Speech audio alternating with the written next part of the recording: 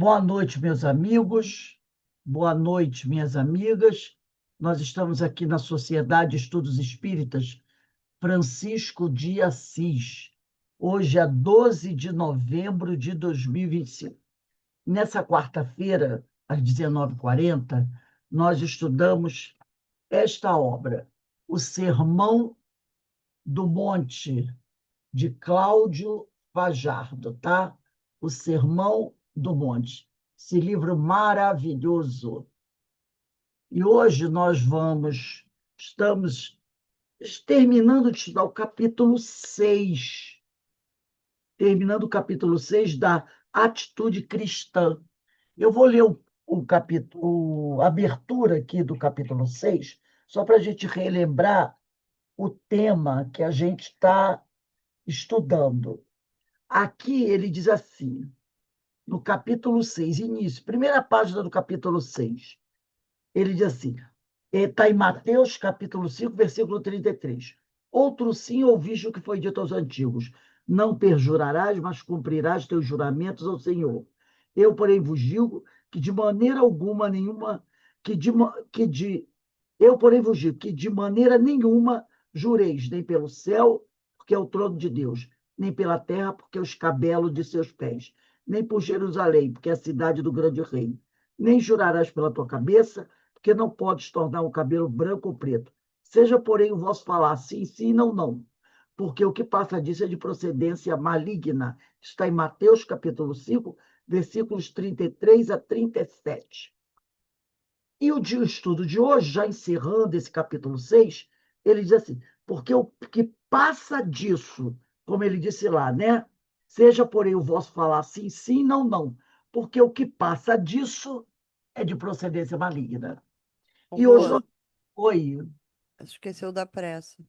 Não, eu vou fazer a prece ainda. Ah, Eu vou fazer. desculpa. Ele diz, porque o que passa disso é de procedência maligna. É aqui que nós vamos começar hoje, é o versículo 37, tá?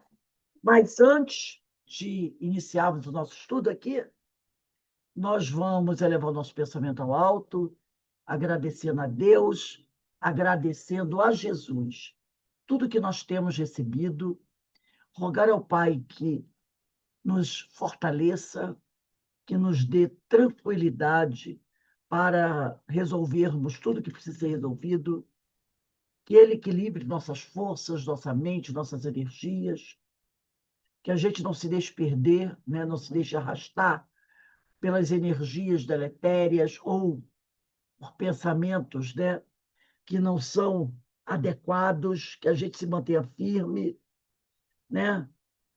Que a gente procure renovar sempre as nossas forças, agradecendo sempre a Deus tudo que temos recebido, agradecendo aos amigos espirituais pela proteção, pelo amparo, pela ajuda, e também pedimos a Deus que abençoe todos aqueles irmãos nossos que se encontram em desequilíbrio, né? Que se encontram ainda perdidos, com pensamentos inadequados, realizando alguma coisa que não esteja de acordo com o Evangelho de Jesus, e aqueles que estão sofrendo, desesperados, né? Necessitando da ajuda, da misericórdia do Senhor. E são muitos, que todos nós ainda somos espíritos, né? Inferiores, ainda presos a pensamentos que não estão adequados. Então, que o Senhor tenha misericórdia de cada um de nós, nos fortaleça e que possamos seguir a nossa caminhada, sempre buscando nos melhorarmos, mantendo firmes a nossa fé. Graças a Deus. Bem, como eu falei para vocês antes de começar, eu gostaria que vocês pegassem o Evangelho segundo o Espiritismo. Eu sempre peço, né, gente? Qualquer estudo, bota Evangelho, Livro dos Espíritos, Livro dos Médios do lado. Hoje, Evangelho segundo o Espiritismo, no capítulo 12, Amai os vossos inimigos. Item 9. Capítulo 12, item 9 de O Evangelho segundo o Espiritismo. É o nosso apoio de hoje. Então, vamos lá começar o nosso estudo. Porque o que passa disso é de procedência maligna. Quer dizer, se você não consegue, né, como ele disse aqui no início, ter esse pensamento, né, que ele diz aqui, seja o vosso falar sim, sim, ou não, não, porque o que passa disso é de procedência maligna. Em tudo que vivemos, notamos a presença da dualidade em tudo. E nós vivemos, nós notamos a presença da dualidade. Dia e noite, luz e trevas, bem e mal, entre outras, são manifestações necessárias da vida, de acordo com o nosso atual estágio evolutivo. Às vezes, né, a gente não tem vontade de fazer uma coisa, apesar de saber que é preciso. Não tem vontade. Mas aí vem aquela coisa e diz, não, você vai fazer. Você vai fazer, você precisa fazer, né? Dessa forma, podemos afirmar que o que não é um, consequentemente, é o outro, né? Então, são lados opostos. É o dia e noite, luz e treva, bem e mal. O que não é um, é o outro. Assim, se não é dia, é noite. Se não há luz, reina a treva.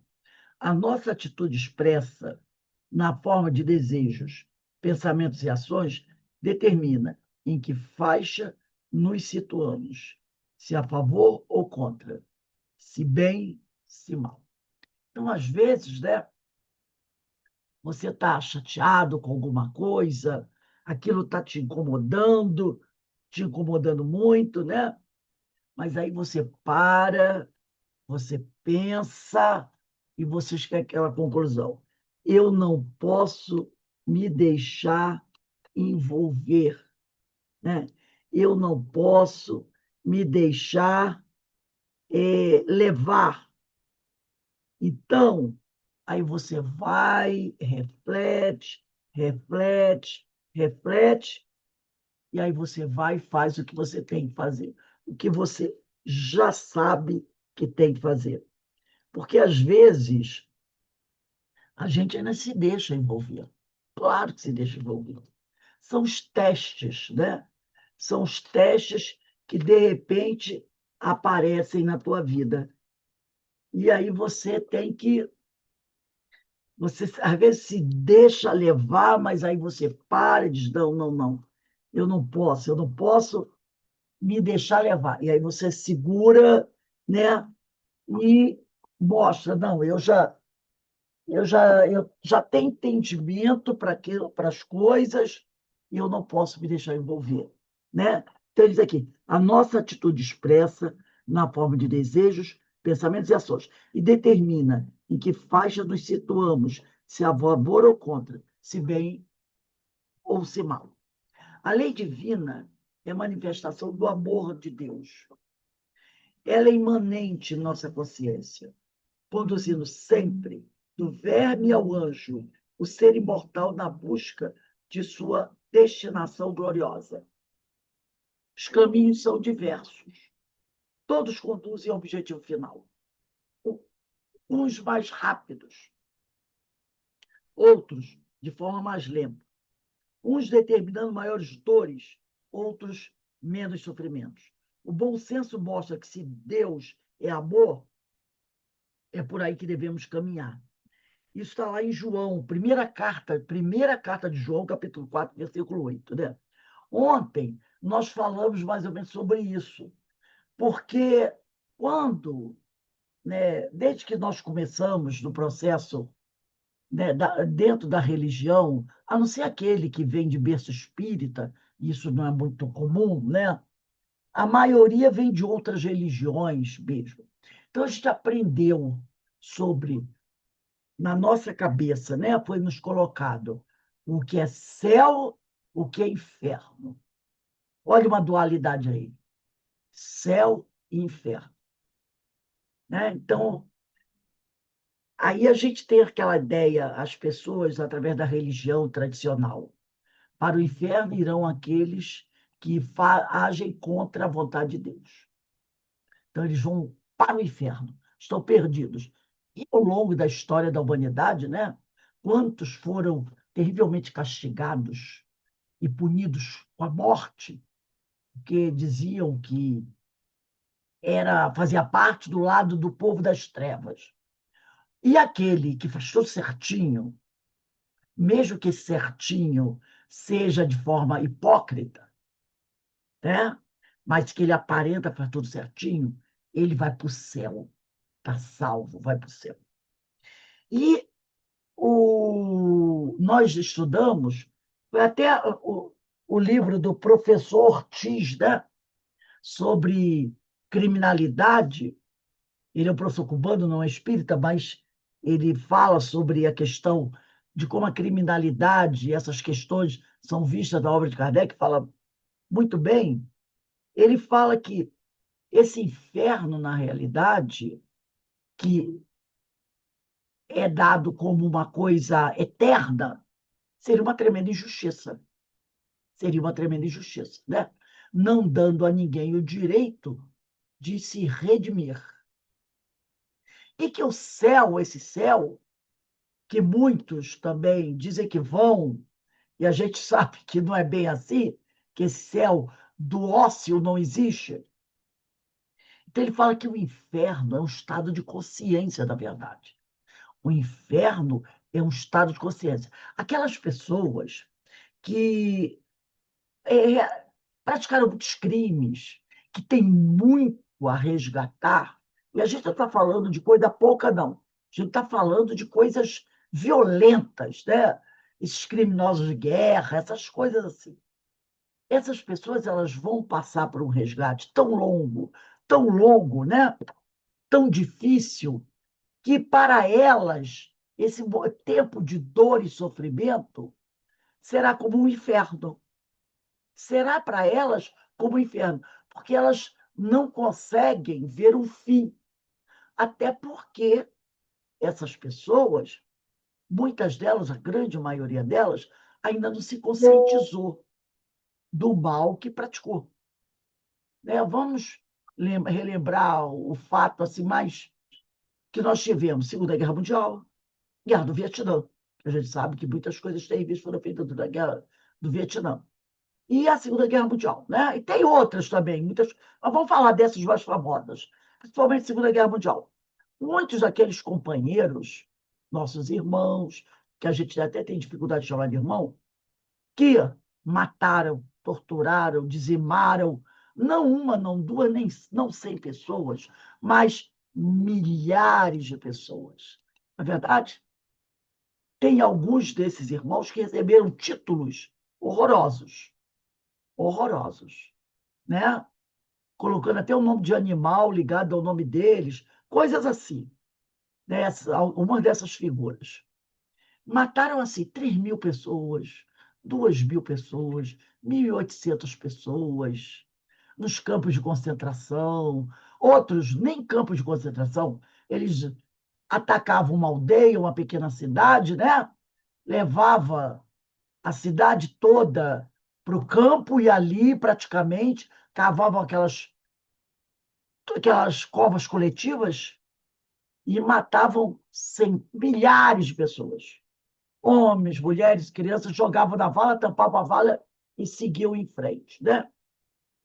Inclusive, tem um desses nossos irmãos, eu gosto de repetir a palavra irmão, até para eu me convencer que o cidadão é meu irmão, que alguns eu tenho até dificuldade disso, e ele era um assassino especializado.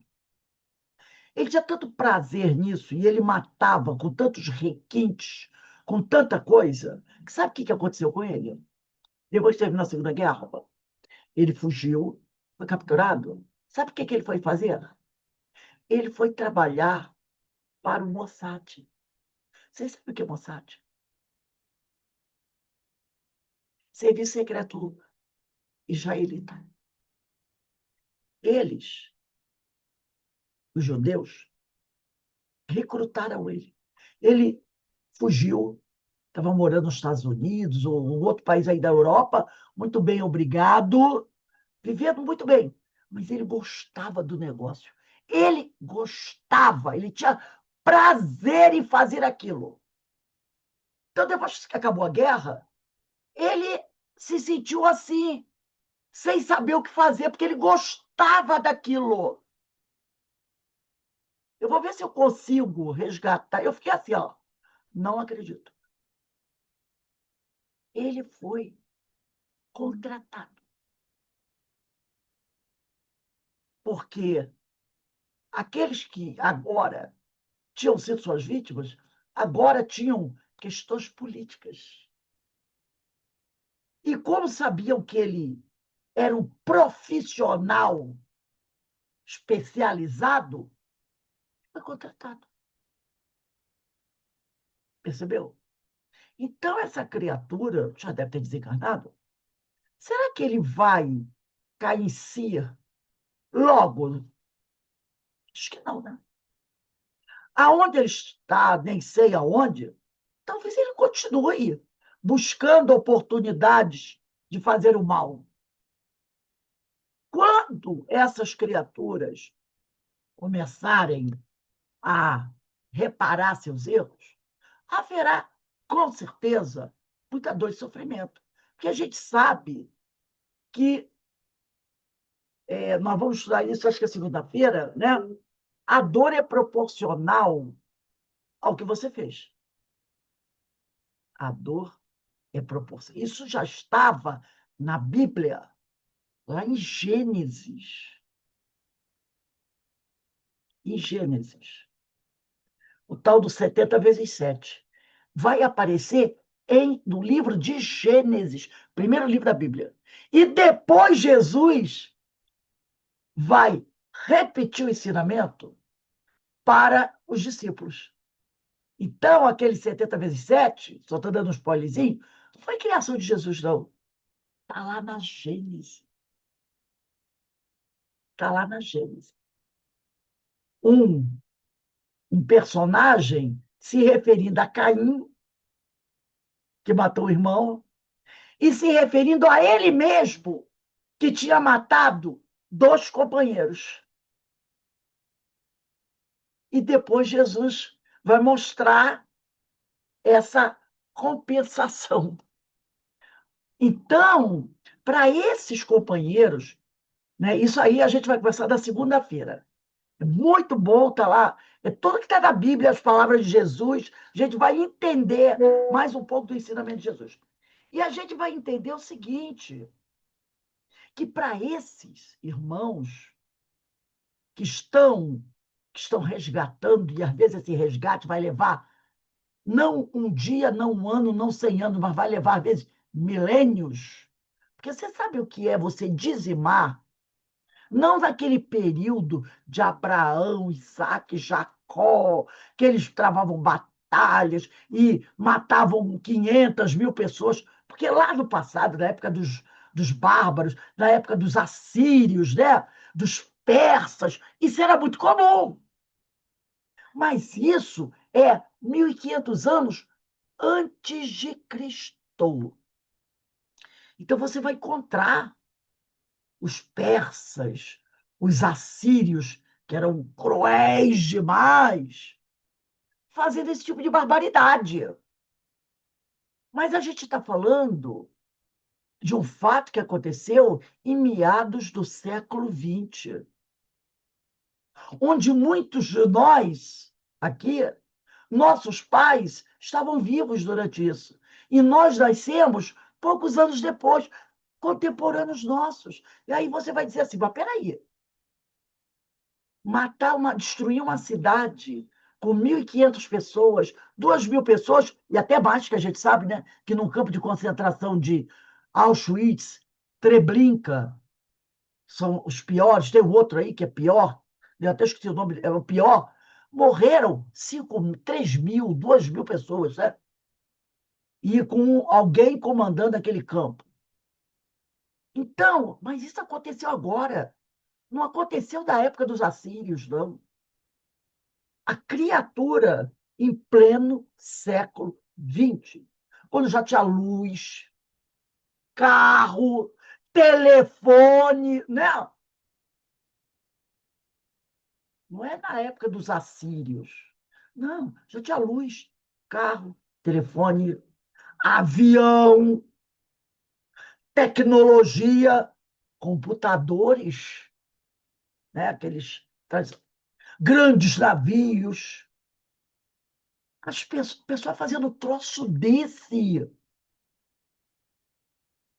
Então, quando esse irmão cair em si, a- o que ele vai levar de tempo para reparar um negócio desse não vai ser coisa pequena.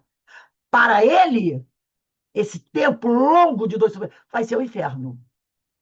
Para ele, esse vai ser o inferno. Que está aqui, ó, na consciência dele. Então, existe inferno? Existe.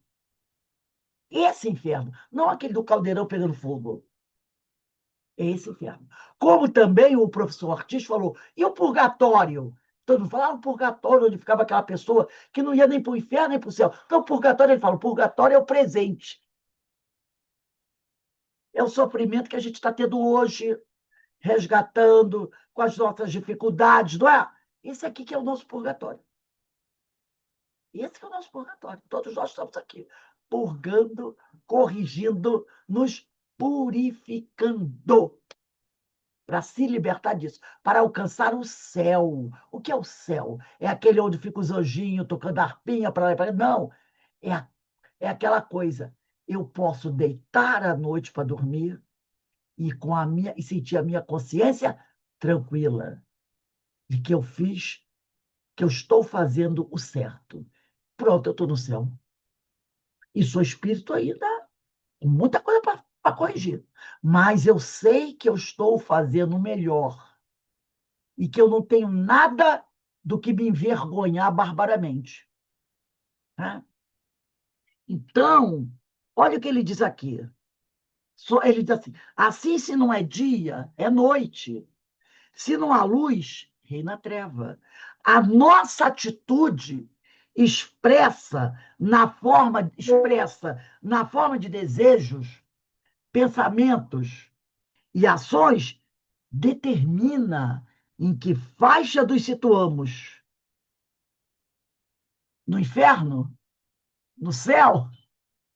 Se a favor ou contra, se bem, se mal. Então, tudo que a gente faz expressa a faixa em que nos situamos. E é através disso, que também vai ser um termo de uma outra aula, mas não sei bem, vai formar o quê? A nossa atmosfera espiritual. Que os nossos amigos espiritualistas chamam de aura. Mas Kardec não usa o termo aura. Ele usa o termo atmosfera espiritual. E é através da nossa atmosfera espiritual que nós seremos o quê? Identificados pelos nossos afins. É através dessa atmosfera espiritual.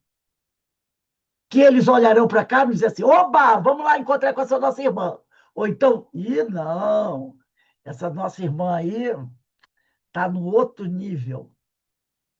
É através da nossa atmosfera espiritual. Né?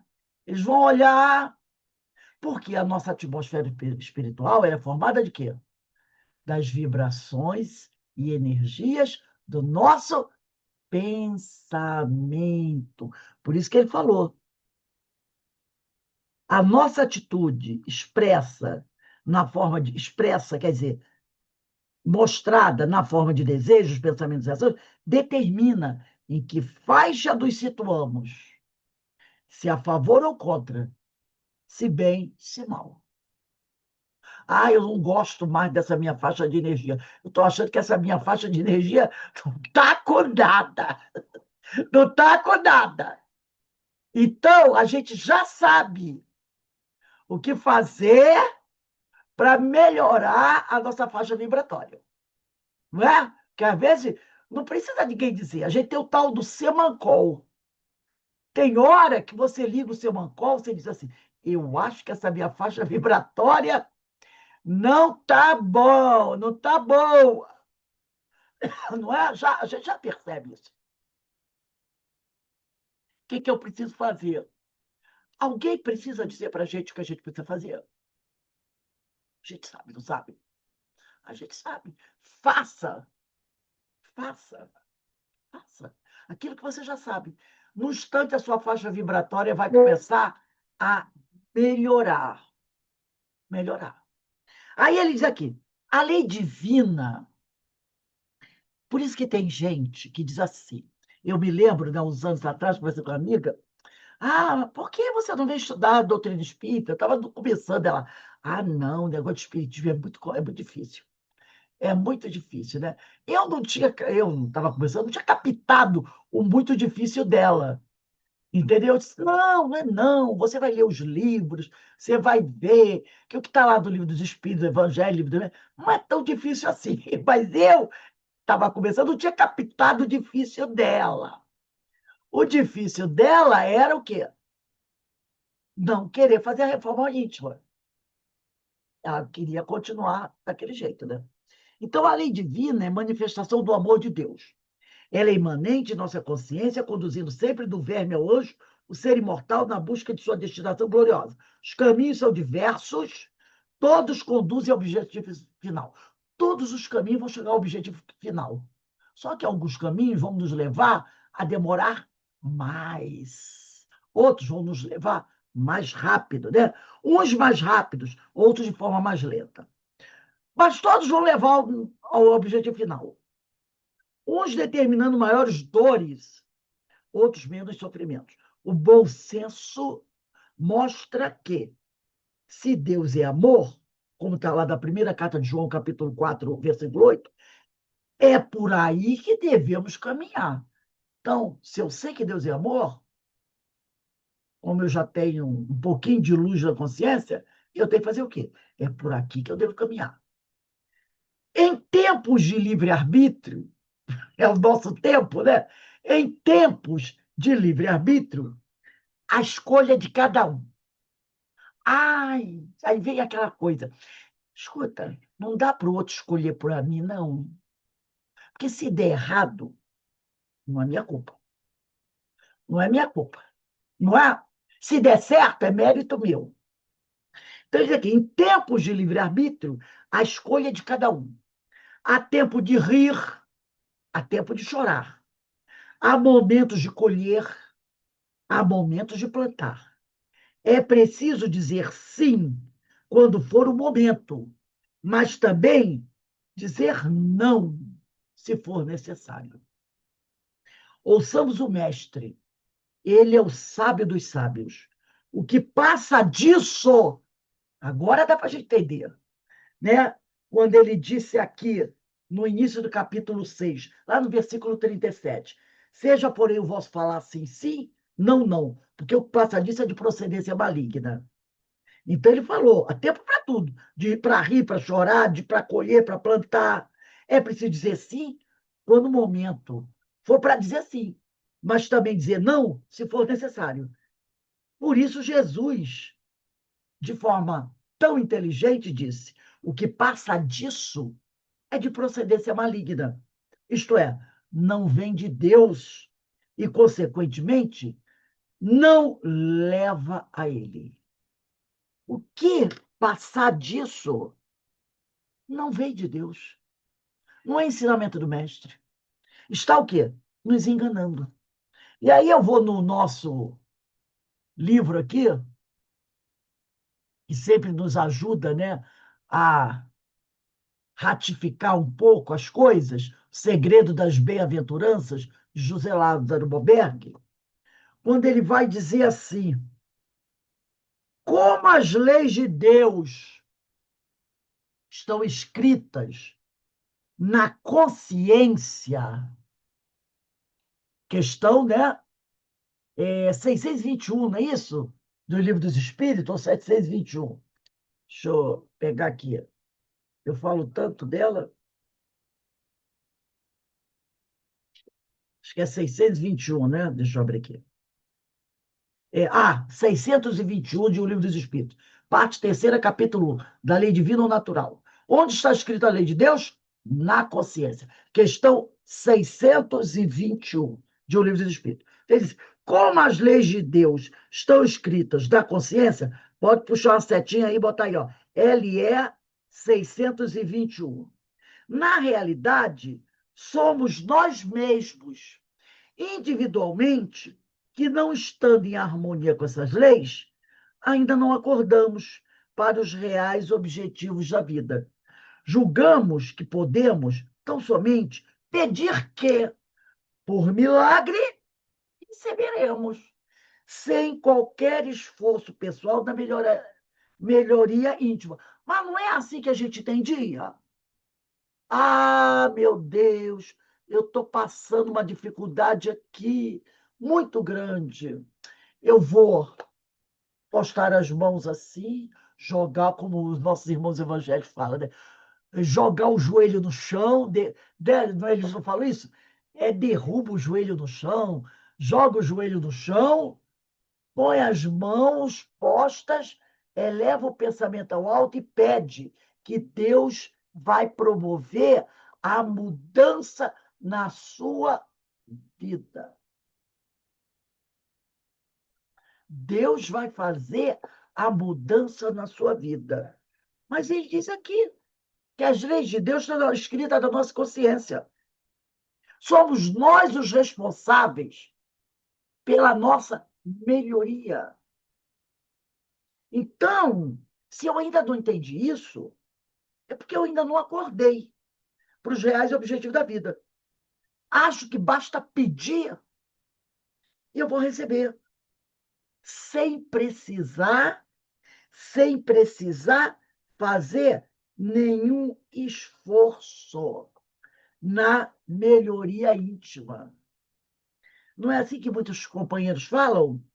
Eu tenho um amigo que ele sempre diz assim, ele é evangélico, né?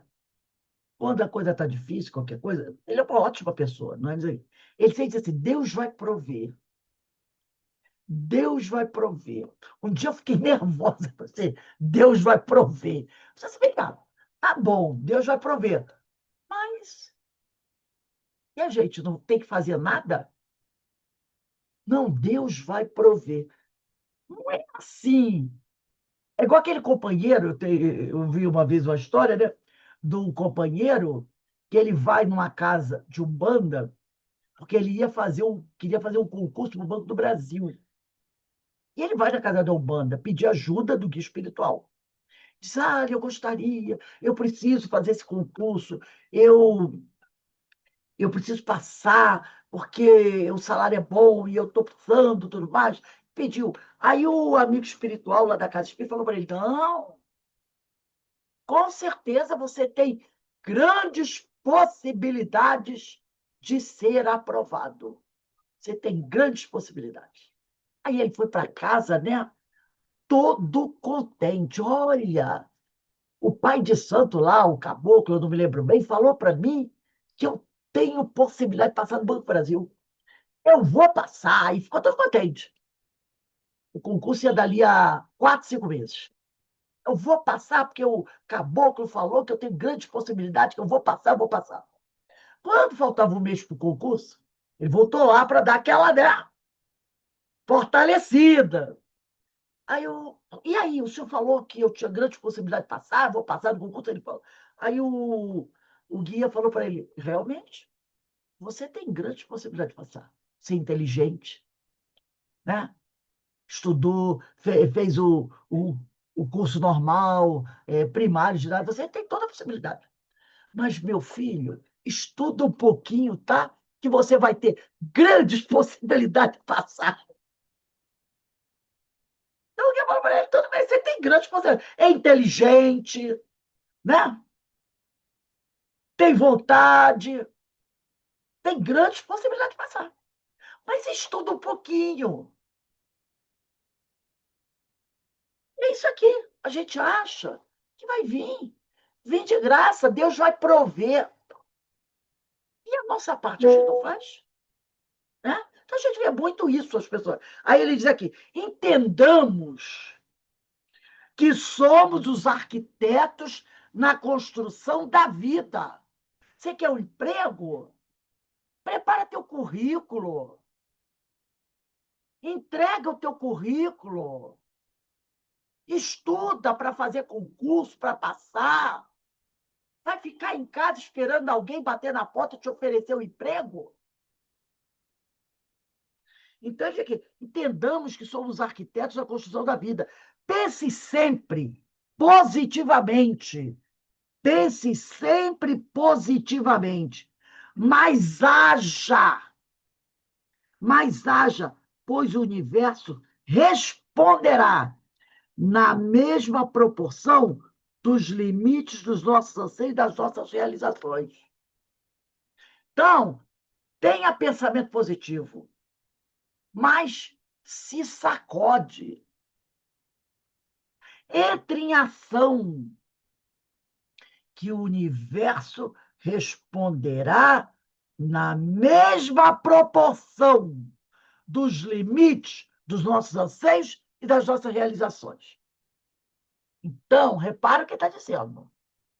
O universo vai responder na mesma proporção dos limites dos nossos anseios e das nossas realizações. Se a minha vontade é pouquinha, o universo vai responder nessa proporção. Se a minha vontade é grandiosa e eu estou trabalhando para conseguir coisas maiores, o universo vai responder na mesma proporção dos meus anseios e das minhas realizações. É assim que a coisa funciona. É assim que a coisa funciona. Então não adianta a gente ficar em casa esperando Deus prover. E eu sento, cruzo as pernas e digo: se preocupe, Deus vai prover. Não é assim. Não é assim.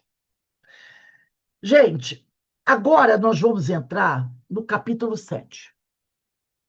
Alguém quer falar alguma coisa? Alguém tem alguma experiência em alguma coisa e queira contribuir aí com a nossa aula? No nosso estudo, com a nossa reflexão?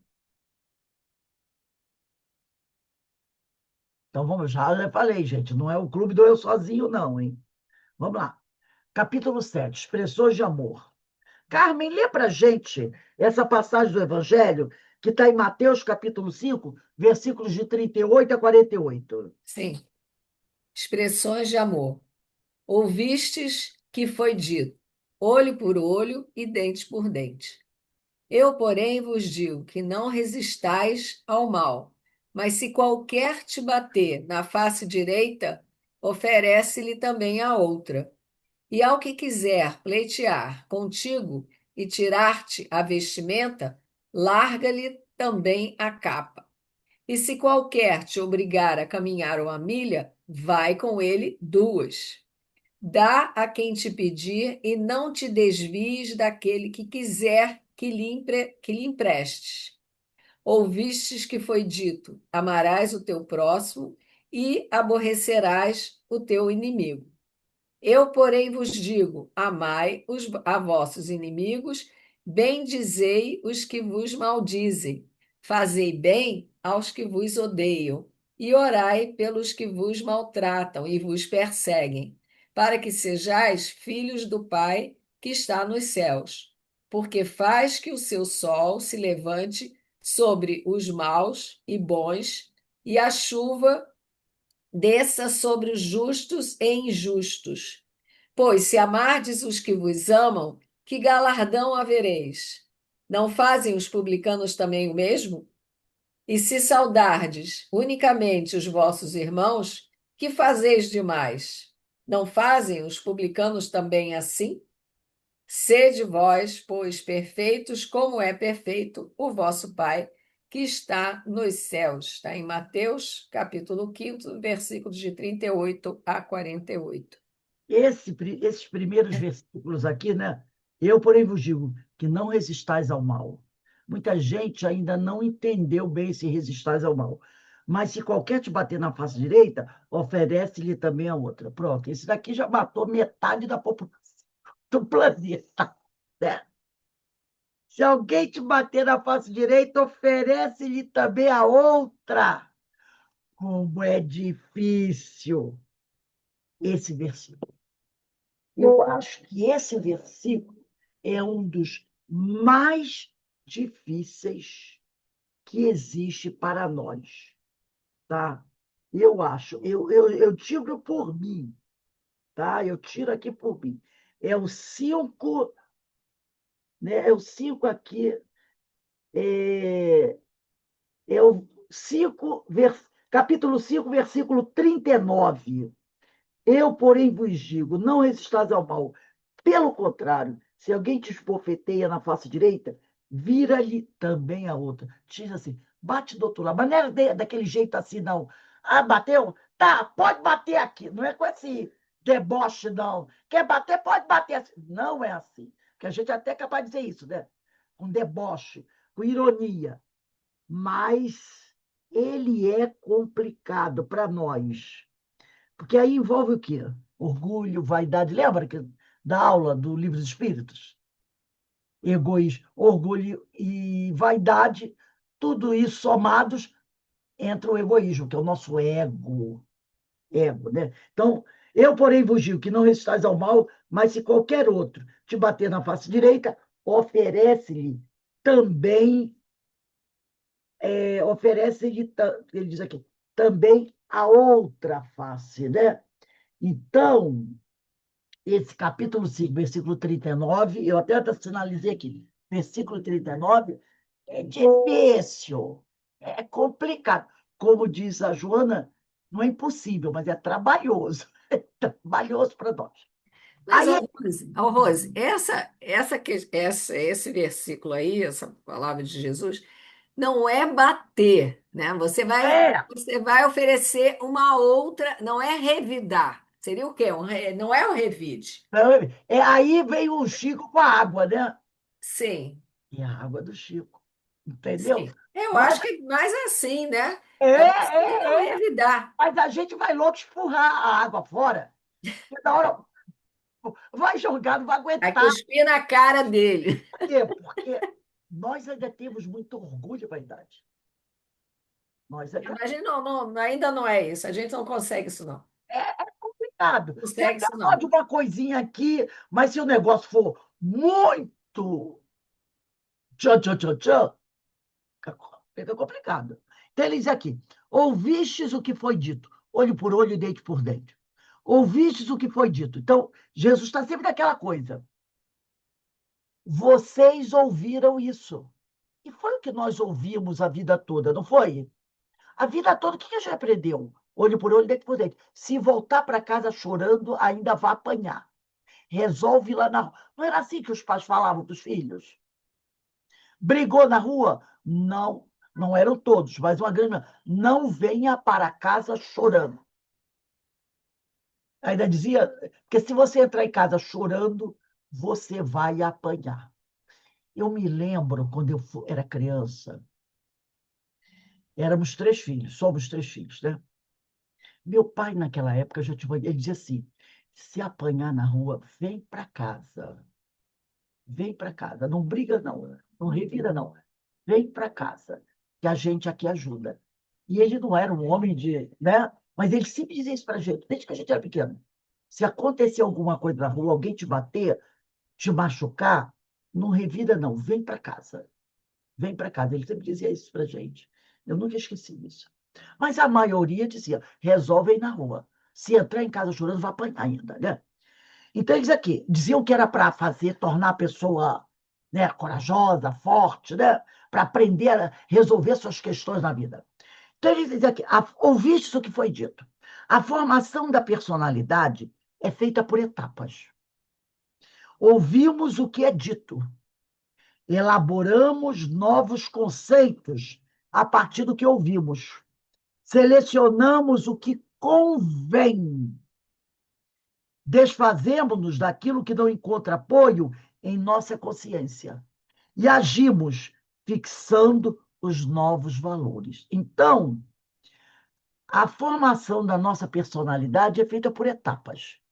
Ela não se forma de um momento para outro. Ela começa lá na infância, né? Na educação, e vai por aí afora. Vai por aí afora. Nós ouvimos o que foi dito pelos nossos pais.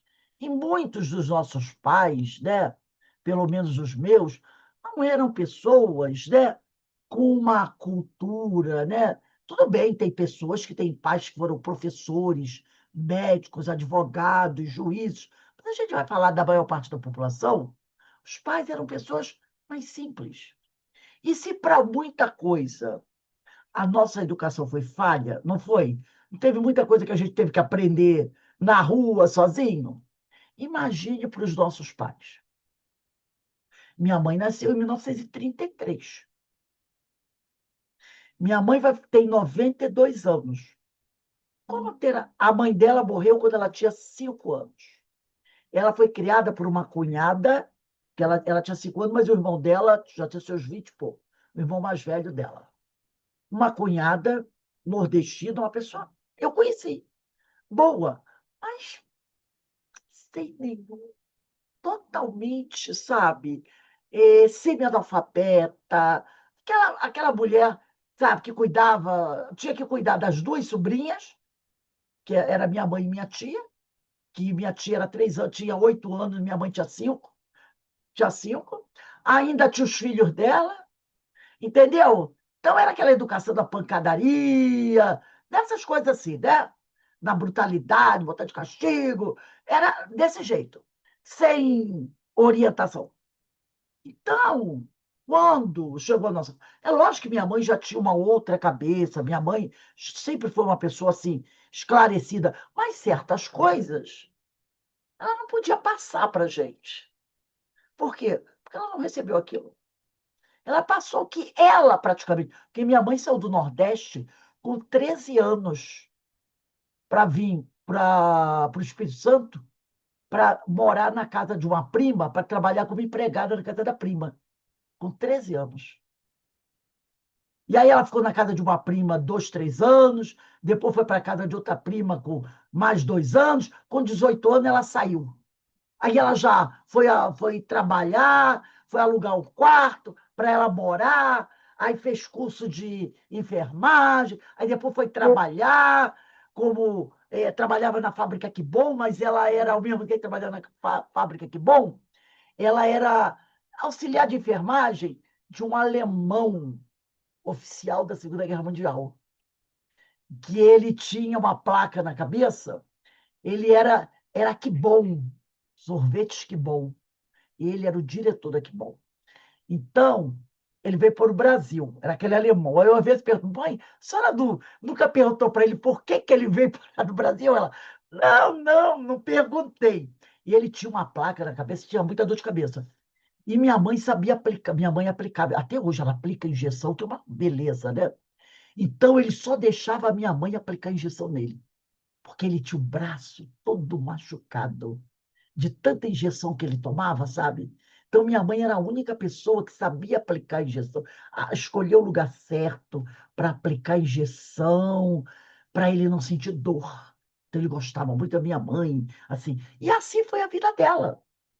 Assim foi a vida dela. Minha mãe só tem até o 3º ano primário. Mas ela sempre foi uma mulher inteligente, que gosta das coisas, de ver televisão, repórter, de se atualizar. Isso foi dando a ela uma instrução. Mas muita coisa passou. Da mesma maneira que nós, quando educamos nossos filhos, com aquelas ideias novas que nós adquirimos, mas também com as questões que vêm da nossa educação. Com certeza, se um dia você conversar com seus filhos, eles vão dizer que teve coisas, né, que nós não conseguimos alcançar. E eles foram buscar. E assim caminha a humanidade. Então, eles aqui, nós elaboramos novos conceitos a partir do que ouvimos, selecionamos o que convém, porque Paulo de Tarso já diz, né? Conheça tudo e retém o que for melhor. Desfazemos-nos daquilo que não encontra apoio em nossa consciência e agimos fixando os novos valores. E assim vamos montando o quê? A nossa personalidade. Nesse livro aqui, que é um livro que eu gosto muito, do João Nunes Maia pelo Espírito Lancelin, Cirurgia Moral, né? Todas as lições desse livro são maravilhosas. Cirurgia moral. Eu uso ele no meu culto no lar. O Lancelin, no capítulo 42, que ele chama de Limpando Ideias, ele diz assim: nossos pensamentos são constantes. Aparecem como que por encanto no centro da nossa vida. O insucesso de todas as pesquisas nos revela que ele ainda é um segredo no segredo de Deus. A formação das ideias vem com a mesma sutileza. Sua direção cabe a nós, que podemos examinar e orientar sua missão, ensejando também sua rejeição. Foi aquilo que ele falou. Selecionamos o que convém, desfazemos daquilo que não encontra apoio em nossa consciência. Tá? Aí ele diz, né, sua direção dos nossos pensamentos cabe a nós, que podemos examinar e orientar sua missão, ensejando também sua rejeição, mesmo depois de estarem formadas. Então, uma ideia pode estar formada na nossa cabeça, mas você pode, se quiser, rejeitá-la, mesmo depois dela formada. Não é? Não é porque aquela ideia se formou na sua cabeça que você tem que agasalhar. Ela se formou na sua cabeça. Aí você começa a refletir e diz: não, não, não, não, não. Eu rejeito essa ideia. Para que elas. Aí ele diz: por que eu vou rejeitar uma ideia, mesmo depois que ela está formada na minha cabeça? Para que elas não tomem espaço nos corredores das palavras, quando não forem boas. Porque às vezes, ele diz aqui, né? A ideia chega. E você até vai alimentando essa ideia. Você bota um pouquinho aqui, você bota um pouquinho ali, e essa ideia vai tomando corpo. Essa ideia vai tomando corpo. Ela já chegou com algumas linhas e você acrescentou outras linhas nessa ideia. Ela vai tomando corpo. Mas, de repente, acontece alguma coisa. E você para e pensa: peraí. Eu estou com uma ideia na minha cabeça. Uma ideia que já chegou, semi-pronta, eu coloquei mais algumas coisas, ela está prontinha. Mas aconteceu alguma coisa, você analisou e disse assim: eita ferro, essa ideia que eu estou alimentando aqui não é legal. Eu vou rechaçá-la. Então ele diz aqui, né? É bom, se você perceber que a ideia não é boa, rechace essa ideia, para que elas não tomem espaço nos corredores da palavra, quando não forem boas. Porque se você deixar que a ideia saia, aí complicou.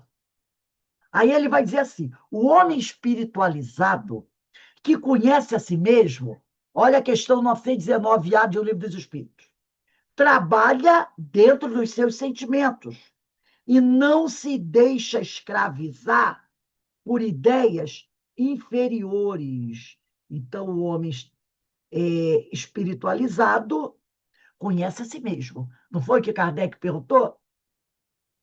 Na questão 919? E o Espírito disse: conhece-te a ti mesmo. Ele, tá, e como é que eu faço para me conhecer? Esse é o homem espiritualizado, o homem que conhece a si mesmo. E ele não se deixa escravizar por ideias inferiores, que nascem dos seus instintos negativos, nem pelos pensamentos que se mesclam aos seus, que intercruzam os espaços. Pelo que sabe, pelo que está aprendendo, limpa a sua mente das ideias malfeitoras, assim como apela para os agentes do bem comum, para que o ajudem no corte das arestas espirituais crescidas em época de vigilâncias. Porque ele tem um capítulo aqui que ele fala de arestas, que todos nós temos arestas. Todo mundo sabe o que é aresta, né? Você tem um móvelzinho, ele tem uma aresta meia bicudinha, com uma farpinha, aí você bate por ali e se machuca. Então, esse capítulo fala assim: ó, aparem as arestas, as suas arestas. né? E ele fala aqui que essas arestas, elas crescem em nós nas épocas de invigilância. O joio, por vezes, fica muito tempo com o trigo no campo da mente. Os dois crescem juntos. No entanto, na hora da colheita, serão separados. E o bom volta ao replantio, enquanto o ruim será lançado ao fogo e reduzido a cinzas, para que a natureza o use em novas transformações. Nada se perde no grande laboratório da vida. Quantas pessoas mudarão, ele diz, quantas pessoas mudarão de conceitos ao lerem determinados livros de elevado teor evangélico e filosófico? Como começar a cirurgia moral em nós mesmos? Porque quantas pessoas nós conhecemos que às vezes era aquela pessoa que dava burro em ponta de faca? Resultado, arrebentava com a mão. Não tinha uma pessoa assim? Mas um dia, essa pessoa leu uma página. Eram pessoas que você dizia assim: não, esse aí não tem jeito, não. Esse aí só sai no novo. Esse não presta para nada. E um dia essa pessoa te surpreende. Leu uma página, foi numa casa espírita, foi numa igreja evangélica. Alguém conversou com ele, começou a mudar o jeito de ser. Não é? Então, nada se perde. Nada se perde. Não diz o outro? Nada se perde. Tudo se transforma. Nada se perde no grande laboratório da vida. E depois ele vai dizer assim: não podes usar violência nas modificações que deve fazer no teu mundo interno. Ah, eu quero mudar. E é como eu falei antes, né? Esse meu campo vibracional, essa minha atmosfera psíquica não está muito legal. Só estou atraindo bomba. E a bomba e o míssil cai da minha cabeça, cai da minha cabeça, cai da minha cabeça, eu me machuco, não está dando certo. Preciso mudar meu padrão vibratório. Aí ele diz: não podes usar violência nas modificações que deve fazer no teu mundo íntimo. Porque lá no passado tinha o automartírio, né? Aquelas pessoas que sentiam aquelas coisas, aqueles desejos. Lembra que a história conta pra gente? Aí comprava o chicotinho com várias bolinhas na ponta para ficar para acabar com o desejo. A outra comprava o espartilho, não sei se vocês sabem o que é espartilho, cheio de espetinho, cheio de espetinho, é. Aí botava o espartilho, porque o espartilho era para fazer a cintura fina, né? Aí amarrava aquele espartilho na cintura e tinha assim, um cadastro, né? Ou então um botão para ficar bem apertado para a mulher ficar com a cintura fininha. Só que aquele espartilho dela era cheio de espeto por dentro. Porque achavam que martirizando o corpo, a alma ficava suave, pura. O que o corpo tem a ver com a alma? Né? E lá, aqui no Evangelho, fala sobre isso, né? Lembra? Se tem que martirizar alguém, martiriza o espírito, o corpo. Então, era aquela coisa. Então, ele diz aqui, ó, não podes usar violência nas modificações que deve fazer do seu mundo interno. Entretanto, não deves ficar imobilizado com medo das reformas mentais. Tudo no mundo muda e as mudanças são sempre progressivas. Se a tua conduta não estiver coadjuvada pelo amor, trabalha nela. Faze as correções necessárias, como os cientistas fazem correções nas naves que lançam ao espaço. Então, a gente precisa trabalhar no nosso íntimo, trabalhar na nossa moral. Aí eu achei um pedaço do Evangelho que fala sobre isso. Está lá no capítulo 17, item 11, do Evangelho segundo o Espiritismo. Lá no capítulo 17, item 11, diz assim, ó. Ele fala assim: amai, lá no final do item 11, faltando umas 20 linhas mais ou menos para terminar o item 11. 15 não, 15 umas 15 linhas para terminar o item 11 do capítulo 17, sede perfeitos. Ele diz assim: amai, pois, a vossa alma. Amai, pois, a vossa alma, porém cuidai igualmente do vosso corpo, instrumento daquela. O corpo é o instrumento da alma. Desatender as necessidades que a própria natureza indica é desatender a lei de Deus. Não castigueis, aí ele vem aqui, né? Não castigueis o corpo pelas faltas que o vosso livre-arbítrio o induziu a cometer e pelas quais é ele tão responsável quanto o cavalo mal dirigido pelos acidentes que causa. É aquele cara que vem com o carro a 300 por hora e depois perde a direção e se arrebenta, né? Aí ele diz: esse carro não vale nada, vou destruir, vou tacar fogo desse infeliz. Era o carro culpado, dirigindo a 300 por hora. Aí ele diz aqui, ele continua: sereis porventura mais perfeitos, se martirizando o corpo, não vos tornardes menos egoísta, nem menos orgulhosos e mais caritativos para com o vosso próximo? Não, a perfeição não está nisso. Está todo nas reformas, porque fizestes passar o vosso espírito. Então está aí. É nas reformas que a gente faz passar o nosso espírito que vai surgir um dia a perfeição. Aí ele diz aqui, ó, dobrai-o, submetei-o, humilhai-o, mortificai-o. Quem? O espírito. Dobrai-o, submetei-o, humilhai-o, mortificai-o. Esse é o meio de tornar-vos dócil à vontade de Deus e o único de alcançardes a perfeição. Jorge Espírito Protetor, Paris, 1863. Então, o problema está onde? No espírito. É o espírito que tem problema.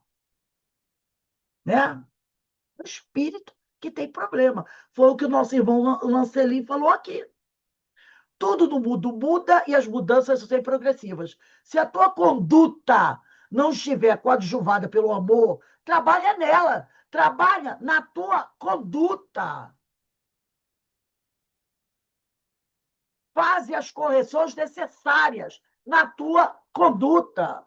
Como os cientistas fazem correções nas naves que lançam ao espaço. É questão moral. Então, quando Cláudio Fajado diz: ouvistes o que foi dito? A formação da personalidade é feita por etapas. Ouvimos o que é dito, elaboramos novos conceitos a partir do que ouvimos. Selecionamos o que convém, desfazemos-nos daquilo que não encontra apoio em nossa consciência e agimos fixando os novos valores. O que a gente está fazendo? Uma cirurgia moral. No nosso corpo? Não. No nosso espírito. Em nós, individualidade. Precisamos fazer a cirurgia moral. E ele continua aqui: o Cristo, a manifestar-se em nossa intimidade, constantemente nos impulsiona a rever o que já foi dito e assimilado, indicando um novo caminho mais seguro a seguir. Então, toda vez que a gente está estudando esses ensinos de Jesus, esses ensinos estão vivos. Não é para ficarem lá há 2000 anos atrás. Não. A gente caminha e vem trazendo ele com a gente. A gente caminha e vem trazendo ele com a gente. Por isso que ele diz aqui: o Cristo, a manifestar-se em nossa intimidade, constantemente. Opa, mas ele não morreu há 2000 anos? Ele constantemente nos impulsiona a rever. Então, hoje, nós estamos sendo impulsionados pelo Cristo a rever o que já foi dito antes para a gente é assimilado. A gente tem que rever o que já foi nos dito e que nós já assimilamos, indicando um novo caminho mais seguro a seguir. Então, você tem que estar sempre fazendo uma análise. do que você já tem de conhecimento. Tá legal? O que eu tenho, do jeito que tá bom, ótimo. Não, eu acho que tem que aparar umas arestazinhas aqui. Então, apara. Isso é constantemente. Aí ele diz aqui, é preciso conhecermos-nos. Voltamos à questão 919 do Livro dos Espíritos. Né? Quando Kardec perguntou, o que eu tenho que fazer para melhorar? O Espírito diz, conhece-te a ti mesmo. Um sábio da antiguidade já tinha dito. Questão 919. É preciso conhecermos-nos, ouvirmos o que grita em nosso interior, analisar e gravar para sempre os valores libertadores do amor. Olho por olho, dente por dente. É a lei de Talião, segundo o entendimento dos escribas e fariseus. Era a lei da vingança. A lei de Talião era a lei da vingança. Dente por dente, olho por olho. É isso que os escribas e fariseus diziam há 2000 anos atrás. É isso que eles diziam. Continuam, né? Continuam dizendo. Dente por dente, olho por olho. Era a lei da vingança. Olho por olho, dente por dente. Mão por mão, pé por pé. Assim está escrito no livro do Êxodo, que é o segundo livro da Bíblia. Capítulo 21, versículo 24. Em Levítico, que é o terceiro livro da Bíblia, capítulo 24, versículo 20. Está ainda mais explícito em Levítico. Quebradura por quebradura, olho por olho, dente por dente, como ele tiver desfigurado algum homem, assim se lhe fará. Então, se ele desfigurou o homem, que ele seja desfigurado. Se ele arrancou a língua de um homem, que arranque-lhe a língua dele. Era assim que era dito. Logicamente, isso prevalecia para quem? Para o doutor da lei? Para o juiz? Para as camadas aqui? Não, era para o povo, né? Era para o povo. Então, sempre era assim. Por isso que essas leis, né? Aí ele diz aqui. Então, assim era. Dente por dente, olho por olho, quebradura por quebradura, olho por olho, como ele tiver desfigurado algum homem, assim lhe fará. É assim que foi dito para nós. Assim que nós aprendemos. Assim que o pai dizia para o filho, ou a mãe dizia: se apanhou na rua, não venha para casa chorando. Bate! Não era isso? Bate! Porque se entrar aqui chorando, vai apanhar. Apanhou? Bate! Te machucaram? Machuca! Mostra que você é homem. Isso era muito dito para os meninos.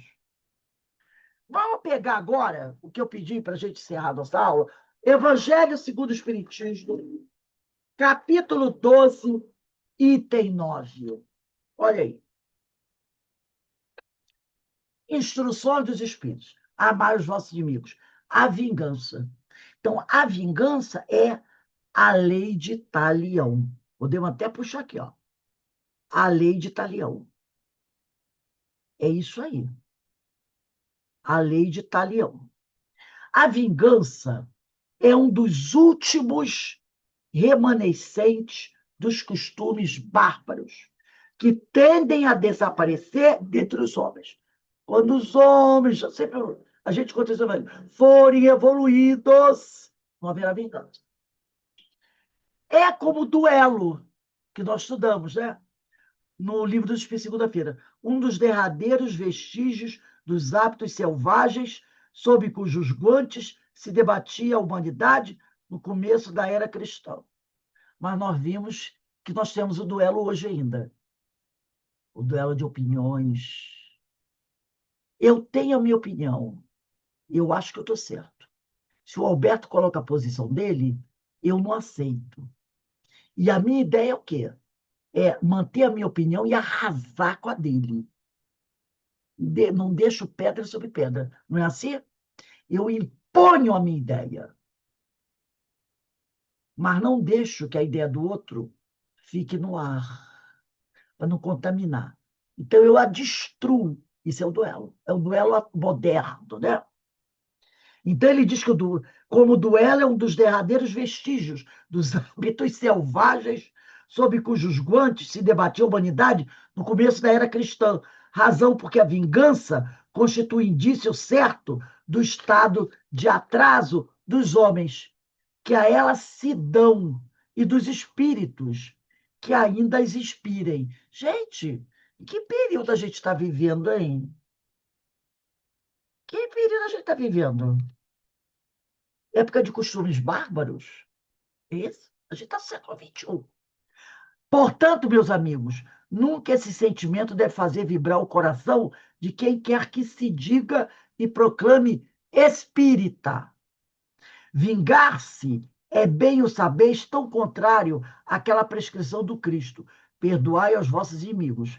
Que aquele que se nega a perdoar não somente não é espírita, olha aí, aquele que se nega a perdoar não somente não é espírita, como também não é cristão. A vingança é uma inspiração tanto mais funesta quanto tem por companheiras assídua a falsidade e a baixeza. Com efeito, aquele que se entrega a essa fatal e cega paixão quase nunca se vinga a céu aberto. Alguém já viu vingança a céu aberto? Claro que não. Não diz aí o pessoal que diziam, né, que o pessoal lá, mafioso lá da Itália, dizia que a vingança é um prato que se come frio, né? Então, é todo cheio de coisas, né? Aí ele diz aqui, quando é ele o mais forte, cai qual fera sobre o outro, a quem chama seu inimigo, desde que a presença deixe útil e lhe inflame a paixão e a cólera, o ódio. Porém, mais às vezes, a vingança assume aparências hipócritas, ocultando nas profundezas do coração os maus sentimentos que o animam.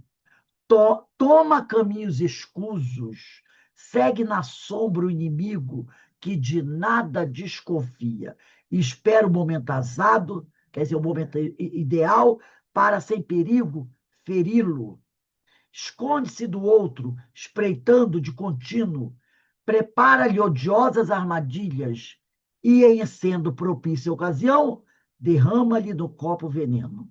Quando o seu ódio não chega a tais extremos, ataca-o. Então, na honra e nas afeições, não recua diante da calúnia e suas pérfidas insinuações, habilmente espalhadas a todos os ventos, se vão avolumando pelo caminho. Em consequência, quando o perseguido se apresenta nos lugares por onde passou o sopro do perseguidor, espanta-se de dar com semblantes frios, em vez de fisionomias amigas e benevolentes que outrora o acolhiam. Quer dizer, a maledicência chega primeiro. E quando o perseguido chega, está todo mundo assim, ó. Não é? E a pessoa não tem ideia do porquê daquilo. Alberto, lê para a gente o restante. Fica estupefato. Eu me perdi aqui, peraí. Já estou no final do primeiro parágrafo. Ah, fi- fica estupefato quando mãos que se lhe estendiam agora se recusam a apertar as suas. Enfim, sente-se aniquilado ao verificar que os seus mais caros amigos e parentes se afastam e o evitam. O covarde que se vinga assim é 100 vezes mais culpado do que o que enfrenta o seu inimigo e o insulta em plena face. Continua? Continua. Fora, pois, com esses costumes selvagens, fora com esses costumes selvagens, fora com esses processos de outros tempos, Todo espírita que ainda hoje pretendesse ter o direito de vingar-se seria indigno de figurar por mais tempo na falange que tem como divisa: sem caridade não há salvação. Mas não posso deter-me a pensar que um membro da família espírita ouse jamais, de futuro, ceder o impulso da vingança senão para perdoar. Júlio Olivier. Então, gente, será que nós, não estou falando do passado, né? É a reflexão que a gente tem que fazer hoje. Será que nós, nessa altura do campeonato, ainda, de vez em quando, pensamos em aplicar uma vingancinha, né? Olha aí, será que nós ainda damos ao desfrute da vingancinha? Porque às vezes aqui está falando da grande vingança, né? Mas tem aquelas vinganças pequenas. Mas é tudo vingança, não é? É tudo vingança. Eu vou chegar lá, ela vai estar lá toda na boa, e eu vou começar a falar umas coisinhas que as pessoas inteligentes vão captar quem é ela. Não tem isso? Ela está lá toda prosa. Eu vou chegar lá, ó, e vou jogar na frente de todo mundo. Que foi? Vocês estão aí aplaudindo ela? Você sabia que ela fez isso, aquilo? Mas normalmente eu não vou fazer isso na frente dela, né? Eu vou esperar ela sair da conversa, seguir em frente, aí eu chamo o pessoal que está ali, digo, essa novamente é assim, ó, né? Minha filha, não vai na onda dela, não. Isso daí, nossa! Quantas vezes foi fazer um trabalho comigo, fez assim, a gente tem que parar, pensar para isso. Porque às vezes, não, isso não é vingança. É um comentário sem querer. Um leve comentário. Não, é a vingança. É a vingança. Quando aquela companheira voltar, vai estar todo mundo, né? Oi, tudo bem? Porque a outra já, ó, isso é vingança. Então ele diz aqui, aquela pessoa que hoje, às vezes a gente tem vontade, a gente ainda tem vontade, mas teve a vontade, lembra que ele falou? Se uma ideia se constrói na sua cabeça, mesmo que a ideia já esteja pronta, para e pensa, isso que eu vou fazer, isso que eu vou falar é bom? Eu gostaria que fizesse comigo? Não. Rechaça a ideia. Mas ela está prontinha. Rechaça a ideia. Antes que você a verbalize. Porque depois que você verbalizar, toda aquela indiferença que as pessoas tiverem com aquela pessoa da qual você fez a maledicência, todo aquele mal é por tua conta. É da tua responsabilidade. Será da tua responsabilidade. É a história das peninhas, do travesseiro de peninha. Agora que você... Não devia ter falado. Minha amiga, em épocas de internet, vai catar as peninhas. Você não vai conseguir. Então, por isso ele fala, analisa tudo o que você vai falar. Pensa bem. Será que vale a pena? Está em dúvida? Rechaça a ideia. Para que essa ideia não seja para nós no futuro pedra de tropeço. Porque será, com certeza. Então, olha só como a gente está falando, né? A gente estuda. Estou estudando Sermão do Monte, o que Jesus falou há 2000 anos atrás. Tem tudo a ver com o que nós estamos vivenciando hoje. Tudo a ver. Então, esse sermão não é para 2000 anos atrás, é para o hoje, é para o agora. Como amanhã vai ser para o amanhã. Cabe direitinho. Né? Quando ele diz que mundo é esse de selvagens, é o mundo que nós estamos vivendo ainda, cheio de selvagens, que já estão melhoradinhos, mas ainda tem muito selvagem. Então ele nos convida o tempo todo, né? Para a gente o quê? refletir. Questão 919, 919A de O Livro dos Espíritos. Autoanálise. Como diz aqui o nosso querido irmão Lancelin, cirurgia moral, para que a gente possa realmente ir crescendo, melhorando cada vez mais. Né? Então, gente, semana que vem, a gente vai entrar aqui, só um instantinho, Alberto. Nenhum texto das Escrituras é 19 de novembro. Nenhum texto das Escrituras pode ser analisado somente em seu sentido literal. Isso aqui é interessante, Alberto. Botem a data aí, 19/11. Nenhum texto das Escrituras pode ser analisado somente em seu sentido literal. Fala, Alberto. Não, é que aqui no texto de Fajardo, né?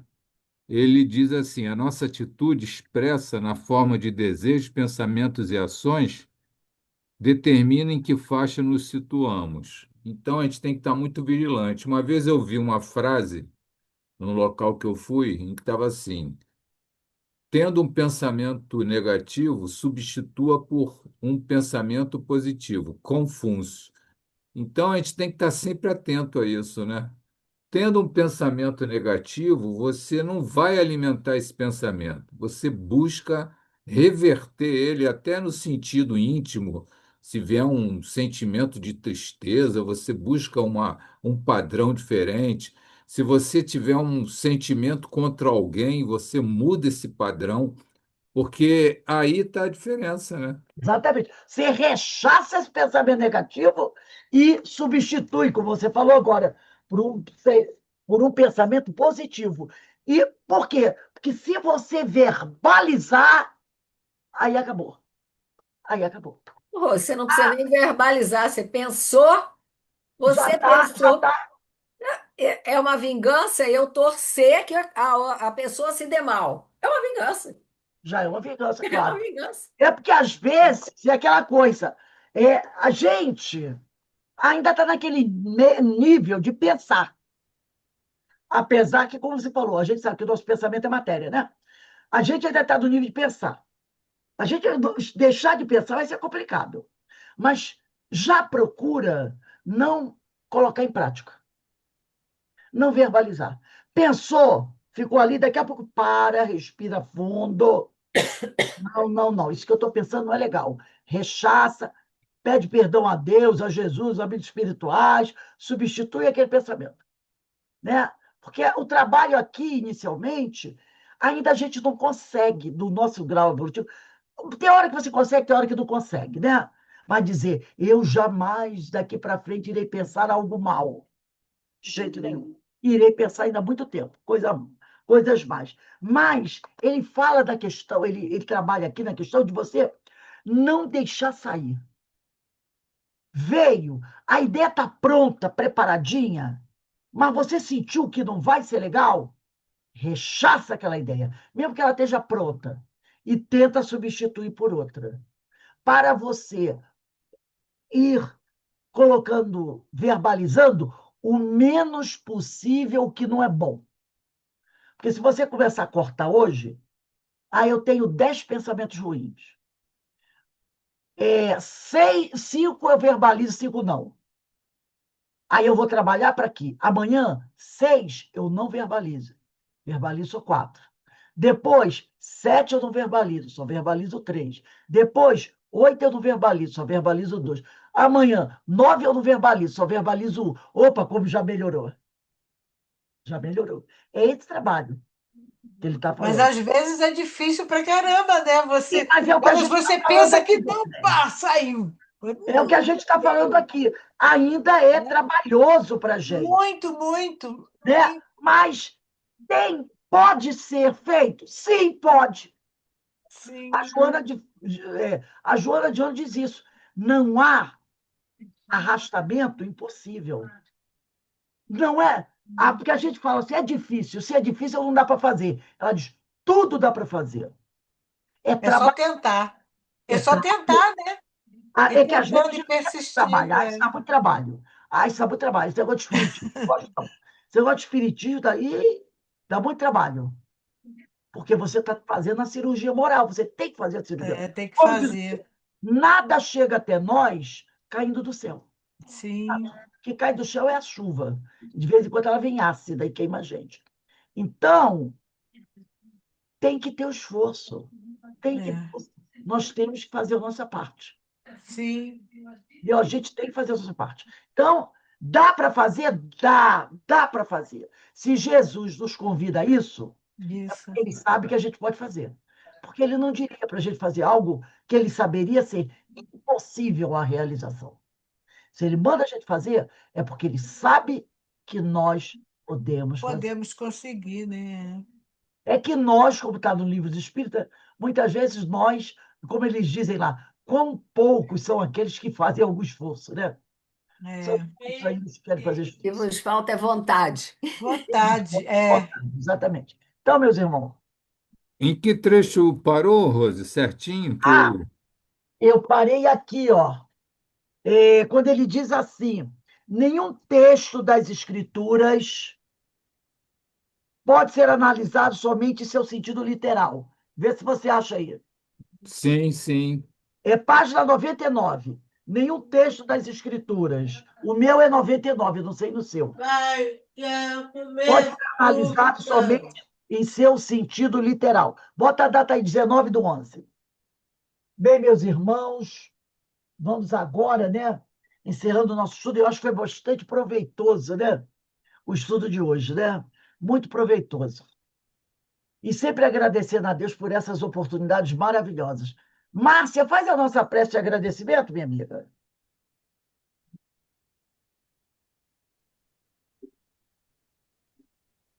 Como você falou, Rose, o estudo é sempre muito proveitoso quando nós estamos abertos, né,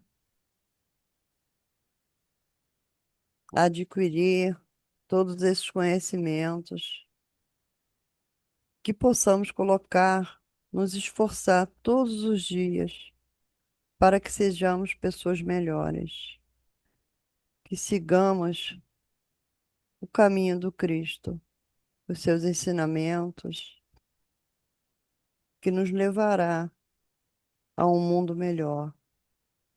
Só temos a agradecer a Deus, a Jesus, a espiritualidade responsável por esse estudo, a Francisco de Assis e a todos que aqui estão participando para se melhorarem. Graças a Deus. Graças a Deus.